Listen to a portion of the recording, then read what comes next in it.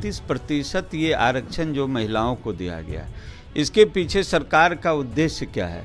सरकार का उद्देश्य तो सिर्फ यही है कि महिलाओं की भागीदारी को लोकसभा और विधानसभा में सुनिश्चित किया जाए। कि हम रोड पर उतरेंगे और संघर्ष करेंगे और सरकार को मजबूर करेंगे कि जो आरक्षण, इसमें दिक्कत क्या है? इन लोगों का मांग सही है कि भाई अगर आप आरक्षण 33% दे रहे हैं तो सबको उसका लाभ मिलना चाहिए। आप देख रहे हैं न्यूज़ फॉर नेशन में आपके साथ अभिजीत सिंह। सदन के विशेष सत्र बुलाए गए जिसमें महिला बिल आरक्षण को पास कराया गया। लेकिन वही बात करें तो आम जनता पार्टी जो राष्ट्रीय है, उसके जो राष्ट्रीय अध्यक्ष है विद्यापति चंद्रवंशी, वो इसका विरोध कर रहे हैं और कह रहे हैं कि हम स्वागत करते हैं, लेकिन जो आरक्षण दिया गया है उसमें आरक्षण मांग कर रहे हैं अति पिछड़े महिलाओं के लिए।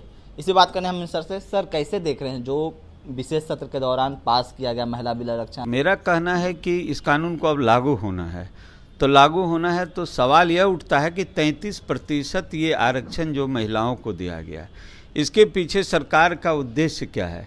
सरकार का उद्देश्य तो सिर्फ यही है कि महिलाओं की भागीदारी को लोकसभा और विधानसभा में सुनिश्चित किया जाए।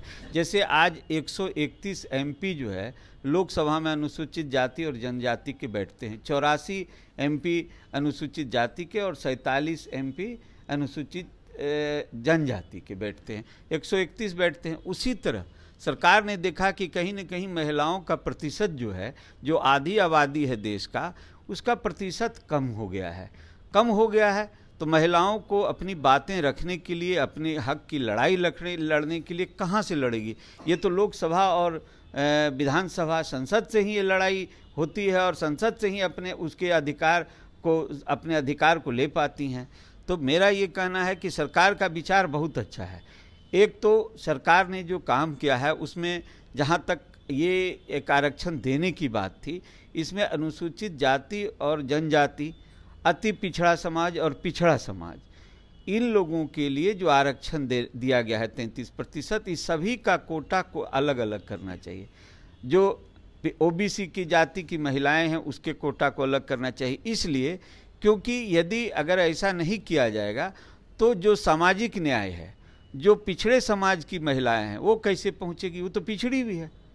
इसलिए उसका वहां पहुंचने के लिए सरकार ने तो सिर्फ महिला का कोटा खाना पूरी किया है अगर, तब तो अलग बात है। लेकिन सरकार अगर सामाजिक न्याय के तहत ये चाहती है कि जो महिलाएं हैं उसकी भागीदारी हो, लेकिन हर समाज से हो, ओबीसी से हो, अति पिछड़ा से हो, अनुसूचित जाति और जनजाति। अब उसमें देखिए एक समझने की बात यह है कि अनुसूचित जाति और जनजाति को आप लोकसभा में अगर देखिए उदाहरण स्वरूप तो 131 एमपी इसके होते हैं। अब ये लगभग आंकड़ा अगर 543 सीट से हम करते हैं तो लगभग 24% होता है। तो इस 24% में अगर सरकार, जहाँ तक हमरे सुनने में संज्ञान में आया है कि सरकार का कहना है कि उसी 24% में, यानी कि पहले से जो 131 सांसद वहाँ बैठे हुए हैं उसी में से आप महिला को 33% कर दीजिए, ऐसा हमारे सुनने में आया है। मैं इसके लिए निश्चित नहीं हूँ, कन्फर्म नहीं हूँ, लेकिन ऐसा सुनने में, अगर ऐसा होता है तो फिर अनुसूचित जाति और जनजाति की महिलाओं के साथ अन्याय होगा। इसलिए क्योंकि 33% आरक्षण आपने जो दिया है वो इसके अलावे दिया है। ऐसा नहीं है कि आप जो अनुसूचित जाति और जनजाति का जो आरक्षण जो पहले से 24% लोकसभा में है उसमें आरक्षण जब तो है ही, तो फिर 33% जो आरक्षण है उसमें अनुसूचित जाति, अनुसूचित जनजाति, अति पिछड़ा और पिछड़ा, इस वर्ग को अलग अलग कैटेगरी करके आरक्षण मिलना चाहिए इस 33% में। इसलिए आम जनता पार्टी राष्ट्रीय स्पष्ट रूप से अपना मत रख रही है इस बिंदु पर कि ये महिलाओं के साथ न्याय तभी मिलेगा कि जब सरकार ऐसा करेगी। अगर हम इसे और गहराई में दूर से देखते हैं तो आप इस बात को समझिए कि अब ये सरकार का है कि हम इसको लागू करते करते 2029 हो जाएगा। ये समझने की बात है ना। अरे आपको करना क्या है? इसलिए चूंकि सरकार के पास परिसीमन, सरकार चाहती है कि परिसीमन करें। जो पहले के एमपी हैं, जो पहले के विधायक हैं, जो है उसको डिस्टर्ब ना हो। जैसे कि अगर मान लीजिए कि जैसे 543 है, उसमें अगर वो सरकार 33% देगी तो आप जोड़ लीजिए कि वो महिलाएं तो जो पुरुष हैं एमपी उसका सीट पर दावा हो जाएगा। तो इसलिए सरकार ने कहीं न कहीं ये सोचा, लेकिन सेंसेक्स जब तक नहीं होगा तब तक परिसीमन नहीं होगा। तो ये तो एक लफड़ा लंबा लफड़ा है। 24 का लुभावन है महिलाओं के लिए। तो अब ऐसे सरकार जब ये करेगी तो सरकार को तो पहले 33% लागू कर देना चाहिए अभी वर्तमान परिस्थिति में, नंबर 1। उसके बाद सरकार जब सेंसेक्स आएगा तब परिसीमन करेगी, तो उसके बाद सरकार परिसीमन अपना करती जब सेंसेक्स आ जाता। लेकिन ये महिलाओं का जो 33% झुंझुना अभी जो दिखा दिया गया, ये महिलाओं को अभी कहा जाए तो कहीं ना कहीं महिलाएं इस बात से संतुष्ट नहीं है।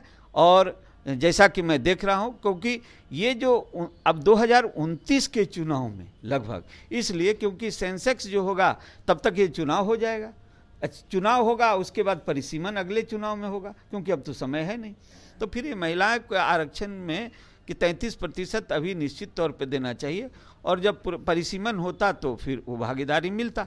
इसलिए मेरा कहना है, इतना ही नहीं, हम लोग का एक विषय और है कि जो आरक्षण जो यहाँ पर बिहार में अति पिछड़ा का आरक्षण था, वो 18% आरक्षण था। माननीय मुख्यमंत्री श्री नीतीश कुमार जी ने उस आरक्षण में 5 जातियों को डाला। ठीक है, आपने 5 जातियों को डाला। आप पिछड़ा वर्ग का आरक्षण 12% था, आपने 12% आरक्षण में कोई कोटा नहीं घटाया और उससे 5 जाति को इसमें अति पिछड़ा में डाल दिया। तो अति पिछड़ा का जो 18% आरक्षण है उसमें तो भीड़ बढ़ गई। जो पुराने अति पिछड़ा समाज के जाति के लोग थे उनको इसका नुकसान हुआ। तो ये सब सोची समझी साजिश है सरकार की, इसलिए मैं इसका काफ़ी शुरू से विरोध करता हूं और इस पर हमने संघर्ष भी किया है। अब देखिए, केंद्र सरकार की रोहिणी आयोग बना दी, 14 बार विस्तार दी, 14 बार आपने विस्तार दिया। आपको वहाँ पर 3 भाग में बांटने की बात थी केंद्र में, तो आपने 3 भाग में बांटा नहीं, विस्तार दिए जा रहे हैं। जब आरक्षण देने के 10% आरक्षण देने की बात हुई, जिसके समर्थन में आम जनता पार्टी था, जो गरीब सवर्ण समाज के लोग हैं, हम लोगों ने उसका समर्थन किया था, वहाँ पर तुरंत हुआ। उसी तरह कोई भी काम तुरंत मिलना चाहिए, होना चाहिए। और सरकार जो है रोहिणी आयोग को खींचे जा रही है, 14 बार विस्तार दिए। इसलिए सरकार की मंशा कहीं ना कहीं डाउटफुल हो जाती है। इसलिए आम जनता पार्टी राष्ट्र चूंकि पिछड़ों की राजनीति करती है, उसके हक की लड़ाई लड़ती है, इसलिए हमेशा सवाल उठाएगी और सरकार को कटघरे में खड़ा करने का काम करेगी। तो क्या महिलाओं के लिए आने वाले समय में आप क्या करेंगे? महिलाओं को जिस तरह से आरक्षण में बरगलाया गया, आरक्षण नहीं दिया गया, महिलाएं तो स्वयं संघर्ष करने के लिए तैयार हैं। आप देख रहे हैं तो महिलाओं का हुजूम जो आप देख रहे हैं, ये स्वयं संघर्ष करने के लिए तैयार हैं। और अब कोई महिलाएं ऐसी नहीं रह गई, सब पढ़ी लिखी हैं, सभी बात को समझ रही हैं, सभी जानती है कि हम आज संघर्ष करेंगे तो इसका फायदा हमको नहीं, मेरे बच्चों को मिलेगा।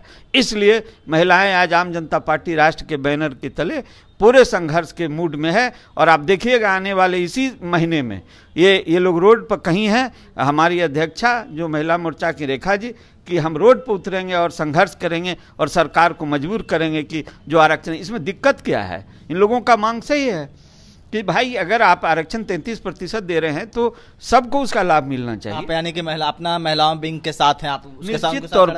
निश्चित तौर पर आम जनता पार्टी राष्ट्र पूरी तरह महिला विंग के साथ है और संघर्ष करेंगी तो हम लोग उसका पूरा साथ देंगे। देखिए, हमारे साथ महिला विंग की, जो आम जनता राष्ट्रीय पार्टी की महिला विंग की प्रदेश अध्यक्ष हैं, क्या कहिएगा? आपको जिस तरह से आरक्षण दिया गया और अति पिछड़ों का आरक्षण दिया, उस पर क्या करेंगे आप लोग? देखिए, सबसे पहले तो मैं ये कहना चाहूँगी कि ये जो बिल पास हुआ है, इसका मैं बहुत तहे दिल से इसका स्वागत करती हूँ। लेकिन इस बिल में आप ऐसा हम लोग देख रहे हैं कि हम लोग के लिए कोई जगह ही नहीं है। 33% बिल दिया गया तो जनरल है, यहाँ इसमें हम लोग का कोई कहीं जगह नहीं है। इस 33% बिल में कम से कम 50% बिल जो है हम लोग के लिए SC ST और अति पिछड़ा के लिए होना चाहिए, और हम लोग 50% हम लोग को चाहिए, तभी जा कर के हम लोग SC ST और अति पिछड़ा और पिछड़े वर्ग की महिला के लिए होगा। क्योंकि ये हक की लड़ाई के लिए हम लोग क्या कर सकते हैं? इसमें हम लोग तो कुछ कर नहीं सकते हैं, क्योंकि इसमें कोई जगह ही नहीं है। फिलहाल अभी जब तक परिसीमन नहीं होता है तब तक 29 तक तो हम लोग ऐसे ही धड़े बैठे रहेंगे। तो संघर्ष करने के लिए जब हम महिला मोर्चा आगे निकल चुके हैं, तब तक जब तक ये बिल सरकार मान नहीं लेती है कि इसमें संशोधन होना है और करना ही पड़ेगा सरकार को, तब तक हम लोग जो है सड़क से लेकर के सदन तक इसका घेराव करेंगे महिलाओं को लेकर के। लेकिन जिस तरह से ये अभी दिया गया है तो क्या लगता है कि 2024 में इसको प्रलोभन दे रहे हैं महिलाओं के पास? नहीं नहीं, ये पूरा छला गया हम लोग के साथ। इसमें तो हम लोग को कहीं हक की लड़ाई लड़ने की जगह ही नहीं है। हम जब तक परिसीमन होगा नहीं, यानी 29 के बाद ही हम लोग 29 के इलेक्शन में ही आ सकता है। अभी तो हम लोग कुछ कर नहीं सकते इसमें। तो ये क्या है, झूठ मूठ का ये लॉलीपॉप देने से सरकार को कोई फायदा नहीं है महिला को, और जब तक हम लोग को ये हक नहीं मिलेगा तब तक हम लोग जंग ये लड़ते रहेंगे। लेकिन आपके राष्ट्रीय अध्यक्ष भी बोल रहे हैं कि आप लोगों के साथ हैं, आप लोगों के साथ सड़क पर उतरेंगे, तो आप लोग कब रणनीति बना रहे हैं कि सड़क पर उतरिएगा और सरकार को अपना घेरिएगा? बस इसी महीने में हम लोग करने जा रहे हैं, जितना जल्द से जल्द हो सके। हम राष्ट्रीय अध्यक्ष के साथ, राष्ट्रीय अध्यक्ष हमारे आम जनता राष्ट्रीय पार्टी के हैं, वो महिला का साथ दे रहे हैं, और जब तक हम लोग इसको ले नहीं लेते हैं, संशोधन नहीं होता है, तब तक हम इनके साथ हम लोग महिला पूरे संगठन लड़ेंगे। चलिए, तो आपने सुना किस तरह से आम जनता पार्टी राष्ट्र के जो राष्ट्रीय अध्यक्ष हैं और जो महिला मोर्चा के प्रदेश अध्यक्ष, उनका साफ तौर पर कहना है कि जब तक हमारे हक नहीं मिलेगा, जब तक हम लोग संघर्ष करते रहेंगे और आने वाले समय में सड़कों पर भी उतरेंगे। इस तमाम खबरों को न्यूज़ पॉइंट के साथ नमस्कार।